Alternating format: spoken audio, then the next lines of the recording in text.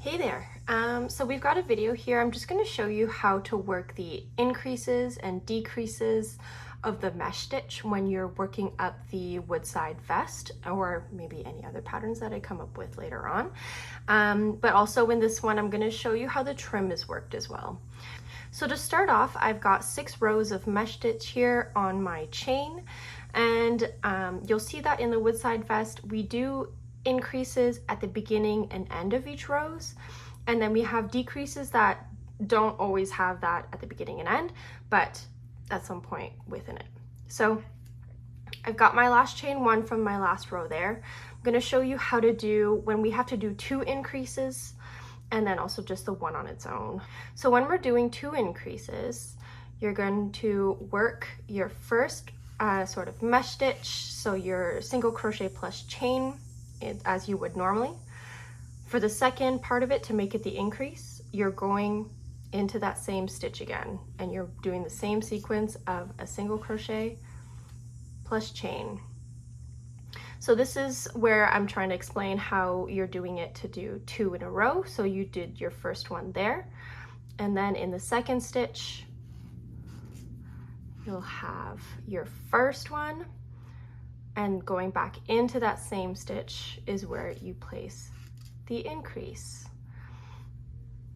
So as you work that, you'll see that it starts to bow and curve a little bit, and that's exactly what we're trying to do. So now I'll show you how to do a decrease, and I'll show it to you at the end of the row. So I've got 2 single crochet portions of the mesh stitch left. To work the decrease here, it's really quite simple. It's like you do a decrease normally, so you'll start your single crochet in the first single crochet from the previous row, and then you're going to work into that second single crochet, pull through. You'll have the 3 loops on your hook. You'll yarn over and pull through all 3, do your chain 1 and turn, and that's what your decrease will look like. So I'm doing this on a rectangle right now, so I needed to go back on it, but with the vest, you're gonna go all the way around and it'll kind of just keep looping on itself. So when you get back to where you've done that single crochet row in your contrast color, you're gonna do a slip stitch and then a chain 1, and then you're gonna start the next row, which is the super fun twisted single crochet. So with that one, we are going to start your single crochet as you normally would. So put your hook through, pull the yarn through, you'll have your 2 loops there. You're going to give yourself a little bit of slack, and then this is where the twist comes in. So we do a clockwise twist with your hook, and then you're going to yarn over and close off the stitch like you would normally. Here's another look at that. So we're going to pass through, pull through, little slack, twist. Oh, I did that one high.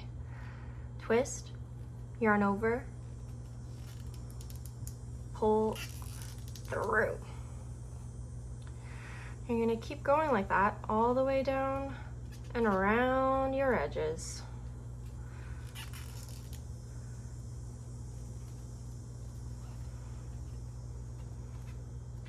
And this is what's going to give us that sort of piped edge look that you can see sometimes on like quilted vests and things like that, with a clean finish on that as well.